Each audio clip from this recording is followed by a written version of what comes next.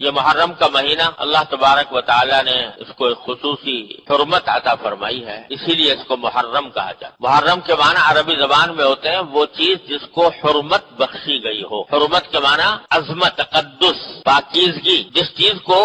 حرمت بخشی گئی ہو اس کو محرم کہتے ہیں عربی زبان۔ اور اس مہینے کو محرم اسی لیے کہا جاتا ہے کہ اللہ تبارک و تعالی نے اس کو خصوصی حرمت عطا فرمائی۔ یوں تو سارے ہی دن، سارے مہینے، سارے سال اللہ تعالی ہی کے پیدا کیے ہوئے ہیں۔ جس طرح اور دنوں میں سورج نکلتا ہے اور شام کو غروب ہو جاتا ہے، اسی طرح محرم کے مہینے میں بھی دن سورج کے نکلنے سے یا صبح صادق سے شروع ہوتا ہے اور غروب آفتاب پر ختم ہو جاتا ہے۔ لیکن اللہ تبارک و تعالی نے کسی خاص دن کو یا کسی خاص مہینے کو اپنی طرف سے ایک خصوصی تعلق عطا فرما دیا یہ میرا ہے، یعنی یہ میری عبادت اور میری حکم کی اطاعت کے لیے اس کو خصوصی حیثیت حاصل ہے، تو اس میں ایک تقدس پیدا ہو جاتا ہے۔ رمضان کا مہینہ ہے، اللہ تعالیٰ نے کہہ دیا میرا ہے، تقدس پیدا ہو گیا۔ اس کی مثال میں یہ دیا کرتا ہوں، جیسے بیت اللہ شریف ہے، وہ بھی پتھر کا بنا ہوا ہے اور عام عمارتیں بھی پتھر کی بنی ہوئی ہیں، بلکہ اگر ظاہری اعتبار سے دیکھا جائے تو بیت اللہ شریف کے عمارت میں وہ حسن، ظاہری حسن نہیں جو اور بہت سی عمارتوں کے اندر ہو، پتھر بھی اس کے پلاسٹر بھی نہیں ہے، اس کے اوپر رنگ بھی نہیں ہے، لیکن چونکہ اللہ تبارک و تعالیٰ نے فرما دیا کہ یہ میرا ہے، تو اس کے نتیجے میں وہ بیت اللہ شریف کی ایک عظمت اتنی اس درجے ہو گئی کہ ساری بڑی سے بڑی، اعلیٰ سے اعلیٰ، شاندار سے شاندار عمارتیں اس کے آگے ہیچ ہے۔ جتنی کشش اللہ تعالیٰ نے اس کے اندر پیدا کر دی ہے ویسی کسی بڑی سے بڑی عمارت میں نہیں ہو سکتی۔ تو یہی معاملہ دنوں اور مہینوں اور ہفتوں کا ہے کہ اللہ تبارک و تعالیٰ جس کسی دن کو اپنی طرف منسوب فرما دیتے ہیں تو اس کی وجہ سے اس میں شرف پیدا ہو جاتا ہے، اس میں عظمت آ جاتی ہے، اس میں حرمت پیدا ہو جاتی ہے۔ یہ محرم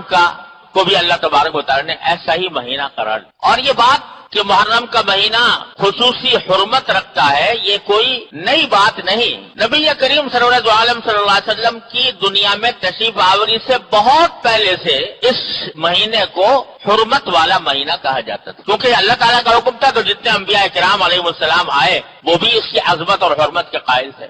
بعض لوگوں میں یہ بات مشہور ہو گئی ہے کہ عاشورہ یا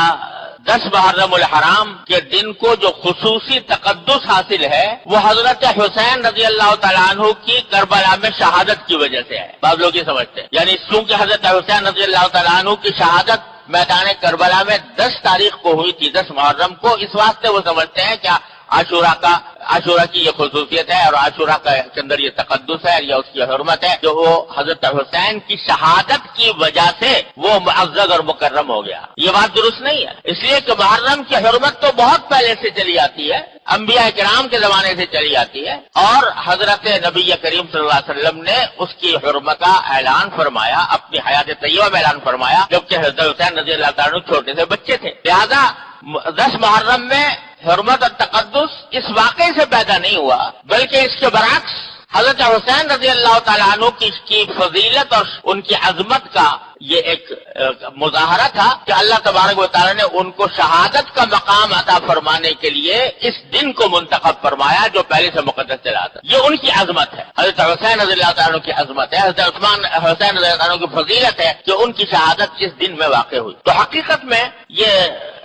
شروع سے اس کو، چنانچہ میں نے جو آیت آپ کے سامنے تلاوت کی ہے اس میں اللہ تبارک و تعالیٰ نے فرمایا کہ عدۃ الشہور عند اللہ 12 شہرا، کہ اللہ تبارک و تعالیٰ نے جو مہینے بنائے ہیں وہ کل 12 مہینے ہیں، اور یہ 12 مہینے اللہ تعالیٰ نے طے کر دیے تھے یوم خلق السماوات والارض، اسی دن جس دن کے آسمانوں اور زمین کی تخلیق فرمائی، ان کو پیدا کیا، اسی دن اللہ تبارک و تعالیٰ نے یہ 12 مہینے مقرر کر دیے تھے کہ یہ 12 مہینوں کا ایک سال ہوا کرے گا۔ کفار اور مشرکین جو ہیں وہ اپنی ذاتی اغراض کے تحت مہینوں میں آگے پیچھے کرتے رہتے تھے، تو اس کا ذکر کرتے ہوئے فرمایا کہ 12 مہینے اللہ تعالیٰ نے پہلے سے مقرر کر رکھے ہیں، منہا 4 حرم، ان 12 مہینوں میں سے 4 مہینے اللہ تعالیٰ نے حرمت والے رکھے ہیں، ان میں سے یہ محرم ہے اور